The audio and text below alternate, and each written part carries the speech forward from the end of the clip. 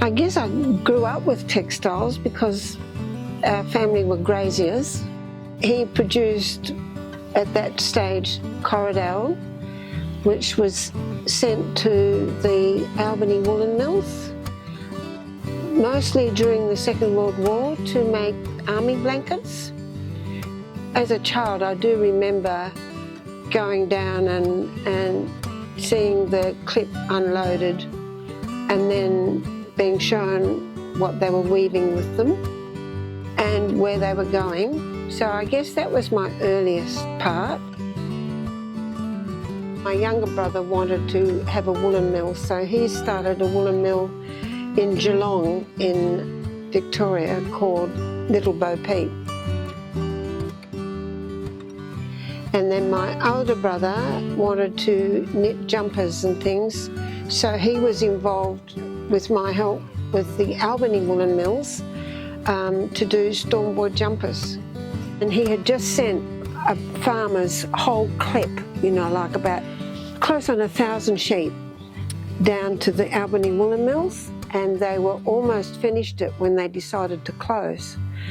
So all that clip came back to the farm, and so even to today he has 1.5 tonnes of pure merino wool spun to his specifications that has not been knitted. It's just sitting in the shed.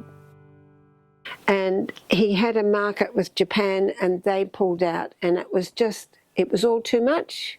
He closed the door on the shed and left it. You know, people say what happens when these things happen? It sends them into depression. He just gave up.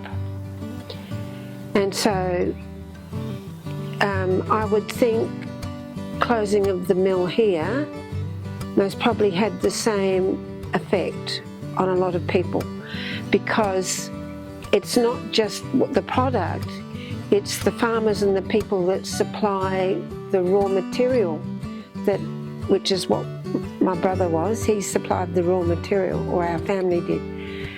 They were just as affected as the workers, if not more so, because then they've lost their market. You grew your sheep, or, you know, like he still does genetics and things with his sheep, not genetics, but he experiments with the length of time that he keeps the fleece on the sheep, because the longer the staple, the better the spin and all this kind of stuff, and to get it without any breaks. Well, you see, if the mill's closed and that chain goes, then the farmer doesn't try and supply it to what is needed for the mill. So the skills that he had, it just snowballs. It goes right through.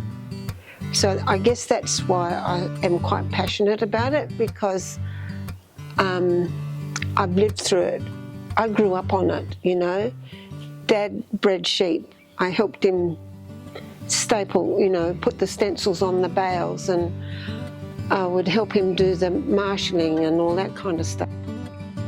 Seeing what happens with the fleece once it comes off the sheep, I just thought was cool, man.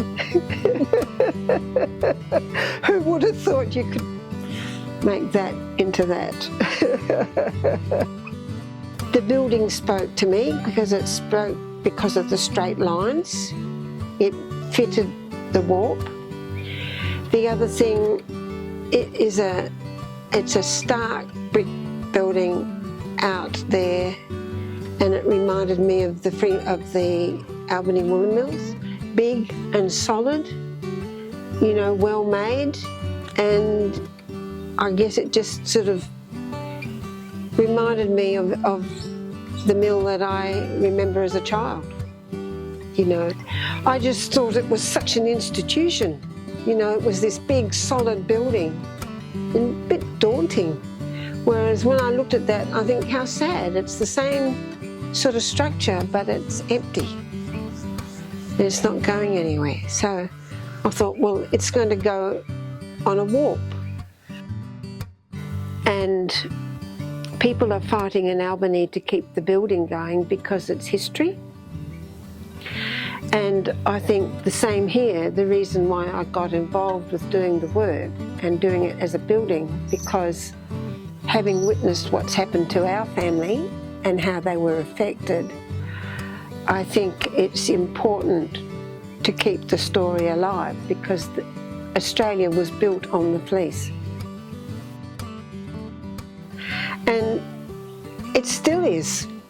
And if we don't keep the mill and the history of it, then we've lost the story and we've lost how things were done, and it can't be passed on.